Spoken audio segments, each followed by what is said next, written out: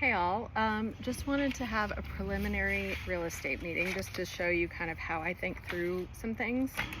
And we really just do commercial with residential clients of ours that are just wanting either an investment for their first rental property, VRBO, or if they have a small business. So we're not the wheelin' and dealin' like wholesalers.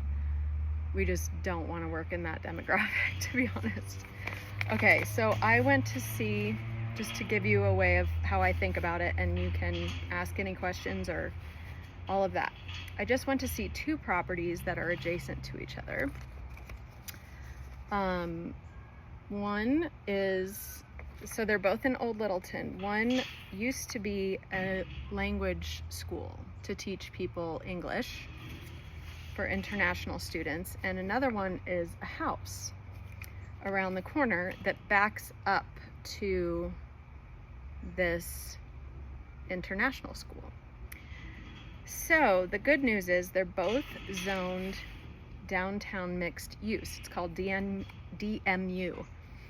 And what that means is you can live there, you can work there, you can pop the top, you can pretty much do whatever you want. You can turn the residential into retail, you can turn the office into retail, you can have, condos up on the top if you want to. And right now, as it stands, the house was built in the early 1900s. The people that lived there, super interesting guy who passed away, and it looks like a mad scientist's laboratory.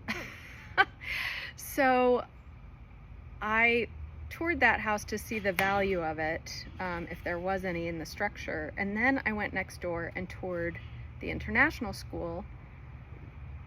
Very well priced, continues to go down, because people's main objection, they said, was the parking. There's only 2 parking spots. However, the Arapahoe Community College, one of their buildings is across the street with tons of parking, that they said you could rent spaces for very cheap. But also, if you raise the house, if you demolish it and level it next door, you would have at least 10 to 15 parking spaces.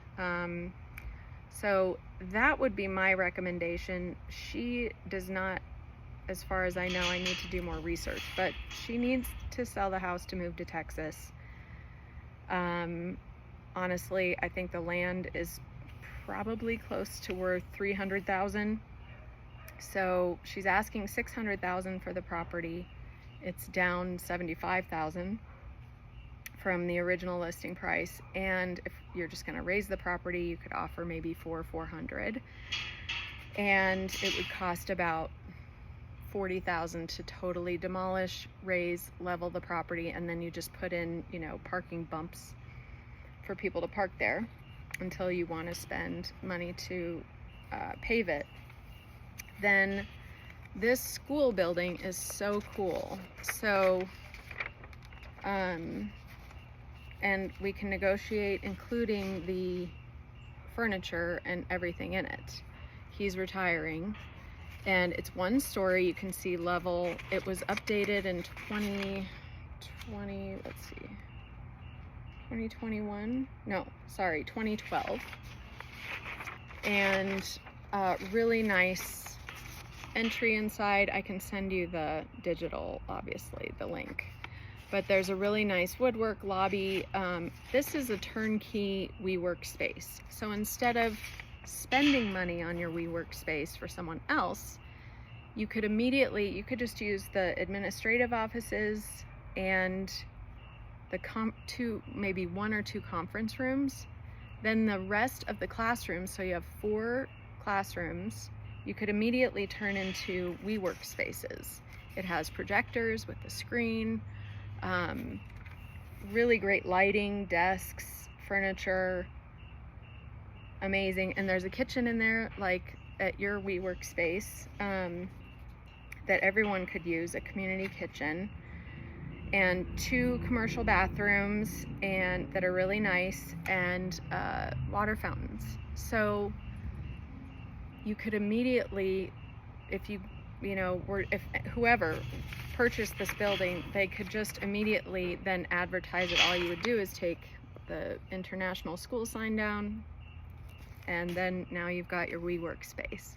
And you just list that and then start renting out as much of the space as you want. You could rent out just the conference room, you could rent out all the classrooms, and then you could decide as you cover your costs how you want to either, advance the building, pop the top, take over more of the classrooms. You can also easily, they made the walls such that it's easy to take down the walls in between classrooms, or however you want to open it up. You could also build a small hotel. You could do so many different things. You could have part of it be a coffee shop. Instead of the reception area, you could have that, open a little coffee shop so that people have to wander in there, which would be nice, and just rent out that space to a barista or somebody who wanted, who had a food truck, who doesn't want to deal with the food truck anymore, but they want to make that into something like that. Many limitless possibilities. And what is wonderful about the zoning is it's really, you can do anything. So I'm thinking, 10, 20 years down the road, you start using all of the space for Thrive and Coram Deo, and then you pop the top, and